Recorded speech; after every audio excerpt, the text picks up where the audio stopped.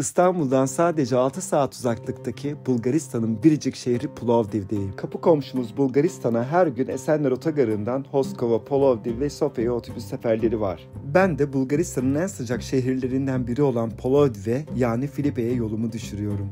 6 saat sonunda Filipe'ye vardım. Otobüse ise 850 TL ödedim. Şansıma hava çok güzeldi. Otogardan evime doğru yol alıyorum. Kapana bölgesinde tuttum evi. Ev son derece konforluydu ve yaklaşık günlüğüne 1000 lira para ödedim. Hem şehir merkezinde olması hem de böyle her yere yürüme mesafesi olması benim için çok önemliydi çünkü. Hızlıca eve yerleşip bir yorgunluk kahvesi sonrasında hemen kendimi attım dışarıya. Şöyle kısa bir şehir turu yaptım. Hem de para bozdurdum. Plovdiv, Bulgaristan'ın en eski, en sıcak ve bana göre en karakterli şehirlerinden biri.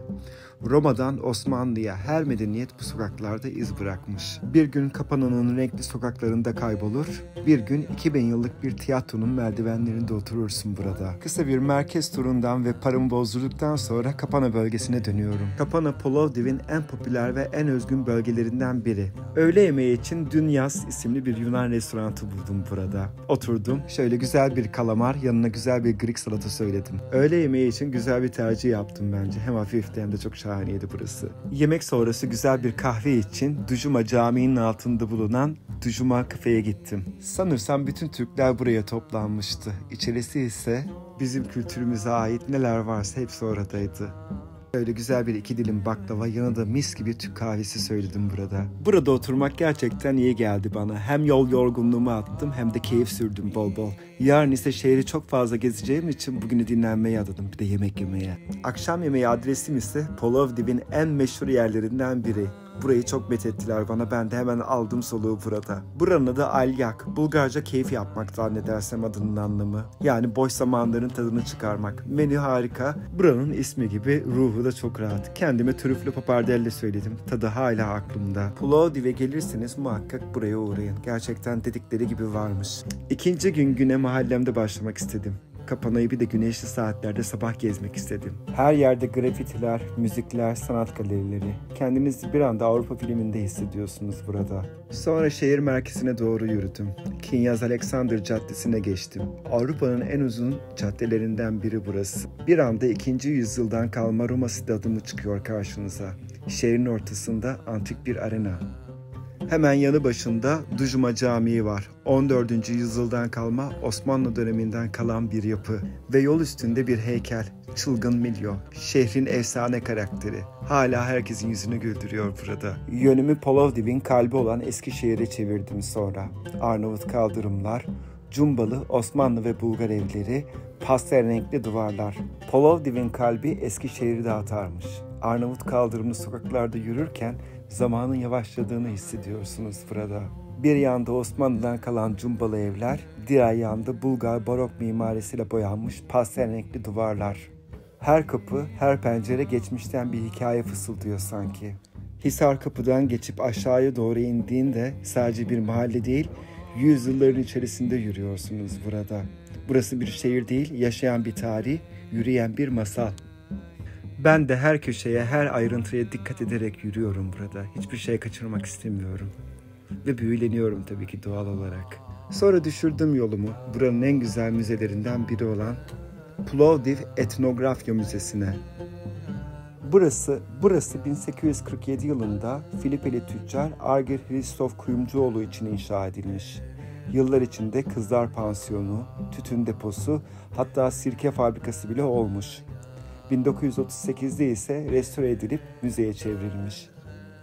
Bugün içinde 40.000'den fazla eser var.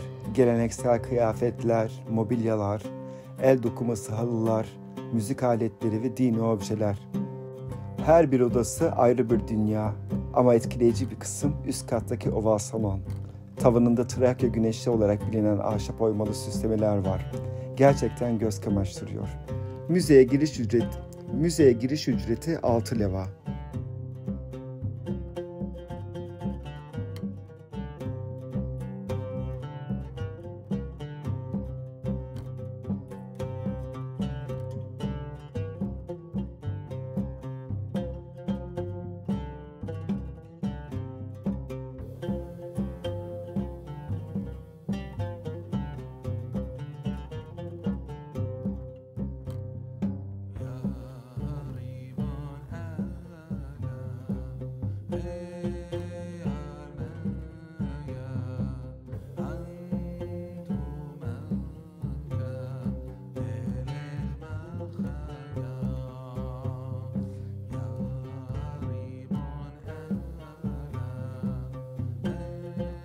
Müze sonrası biraz tırmanış yaptım. Buranın en güzel tepelerinden biri olan Nebettepe'ye çıktım. Plovdiv'in manzarasını bir de buradan görmeniz gerekiyor.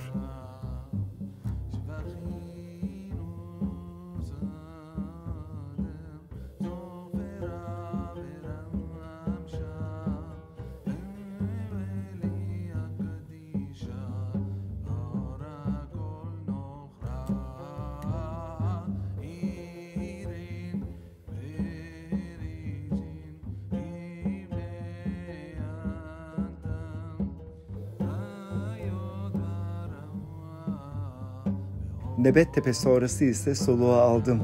1. yüzyıldan kalma Roma Antik Tiyatrosu'na. Hala aktif olarak kullanılıyor. Burada bazı gösteriler ve konserler oluyormuş.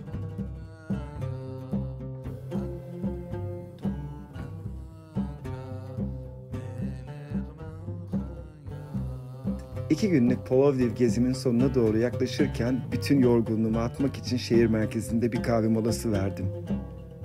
Caddeleri uzun uzun gezdim ve söz verdim tekrar görüşmek üzere diye. Ve son olarak da buraya gelmişken güzel bir alışveriş yaptım. Eğer hala rotanıza Plovdiv'i eklemediyseniz bence tam zamanı. Beğeneceğinize eminim.